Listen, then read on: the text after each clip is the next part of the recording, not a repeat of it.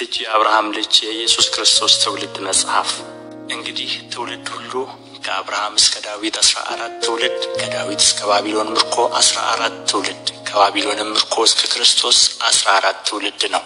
የኢየሱስ ክርስቶስ ልደት እንዲህ ነበረ።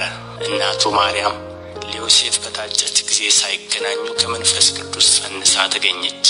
እጮኛዋም ዮሴፍም ጻድቅ ሆኖ ሊገለጣት ስላልወደደ በስውር ሊተዋት አሰበ።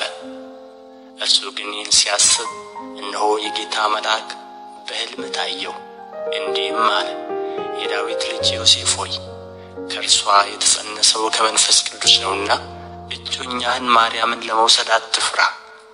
ልጅም ትወልዳለች፣ እርሱ ሕዝቡን ከኃጢአታቸው ያድናቸዋልና ስሙን ኢየሱስ ትለዋለህ።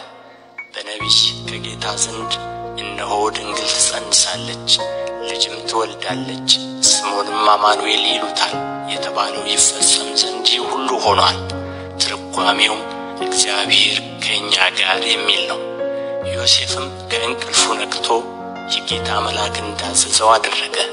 እጮኛውንም ወሰደ፣ የበኩር ልጇን እስክትወልድ ድረስ አላወቃትም። ስሙንም ኢየሱስ አለው። ኢየሱስም በይሁዳ ቤተልሔም በንጉሥ በሄሮድስ ዘመን በተወለደ ጊዜ እነሆ ሰብአ ሰገል የተወለደው የአይሁድ ንጉሥ ወዴት ነው? ኮከቡን በምሥራቅ አይተን ልንሰግድለት መጥተናልና እያሉ ከምሥራቅ ወደ ኢየሩሳሌም መጡ። ንጉሡ ሄሮድስም ሰምቶ ደነገጠ። ኢየሩሳሌምም ሁሉ ከእርሱ ጋር የካህናትንም አለቆች የሕዝቡንም ጻፎች ሁሉ ሰብስበው ክርስቶስ ወዴት እንዲወለድ ጠየቃቸው።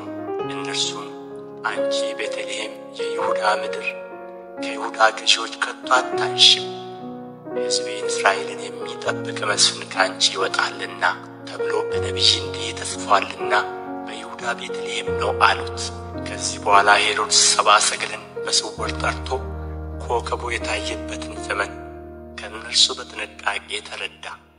ወደ ቤተልሔምም እነርሱን ሰዶ ሂዱ፣ ስለ ሕፃኑ በጥንቃቄ መርምሩ፣ ባገኛችሁትም ጊዜ እኔ ደግሞ መጥቼ እንድሰግድለት ንገሩኝ አላቸው። እነርሱም ንጉሡን ሰምተው ሄዱ። እነሆም በምሥራቅ ያዩት ኮከብ ሕፃኑ ባለበት ላይ መጥቶ እስኪቆም ድረስ ይመራቸው ነበር። ኮከቡንም ባዩ ጊዜ በታላቅ ደስታ እጅግ ደስ አላቸው። ወደ ቤትም ገብተው ሕፃኑ ከእናቱ ከማርያም ጋር አዩት። ወድቀውም ሰገዱለት። ሳጥኖቻቸውንም ከፍተው እጅ መንሻ ወርቅና ዕጣን ከርቤም አቀረቡለት።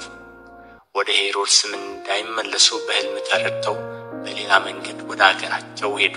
እነርሱም ከሄዱ በኋላ እነሆ የጌታ መልአክ በሕልም ለዮሴፍ ታይቶ ሄሮድስ ሕፃኑን ሊገድለው ይፈልገዋልና ተነሣ፣ ሕፃኑንና እናቱንም ይዘህ ወደ ግብፅ ሽሽ፣ እስክነግርህ ድረስ በዚያ ተቀመጥ አለው። እርሱም ተነስቶ ሕፃኑንና እናቱን በሌሊት ያዘና ከጌታ ዘንድ በነቢይ ልጄን ከግብፅ ጠራሁት የተባለው እንዲፈጸም ወደ ግብፅ ሄደ። ሄሮድስም እስኪሞት ድረስ በዚያ ኖረ። ከዚያ በኋላ ሄሮድስ ሰብአ ሰገል እንደተሳለቁበት ባየ ጊዜ እጅግ ተቆጣና ልኮ ከሰብአ ሰገል እንደተረዳው ዘመን በቤተልሔምና በአውራጃዋ የነበሩትን 2 ዓመት የሆናቸውን ከዚያም የሚያንሱትን ሕፃናት ሁሉ አስገደለ። ያን ጊዜ በነቢዩ በኤርምያስ ድምፅ በራማ ተሰማ፣ ልቅሶና ብዙ ዋይታ። ራሔል ስለ ልጆቿ አለቀሰች፣ መጽናናትም አልወደደችም የሉምና የተባለው ተፈጸመ። ሄሮድስም ከሞተ በኋላ እነሆ የጌታ መልአክ በግብፅ ለዮሴፍ በሕልም ታይቶ የሕፃኑን ነፍስ የፈለጉት ሞተዋልና ተነሣ፣ ሕፃኑን እናቱንም ይዘህ ወደ እስራኤል አገር ሂድ አለው። እርሱም ተነስቶ ሕፃኑንና እናቱን ያዘና ወደ እስራኤል አገር ገባ። በአባቱም በሄሮድስ ፈንታ አርኬላዎስ በይሁዳ እንደነገሠ በሰማ ጊዜ ወደዚያ መሄድን ፈራ። በሕልምም ተረድቶ ወደ ገሊላ አገር ሄደ። በነቢያት ናዝራዊ ይባላል የተባለው ይፈጸም ዘንድ ናዝሬት ወደምትባል ከተማ መጥቶ ኖረ።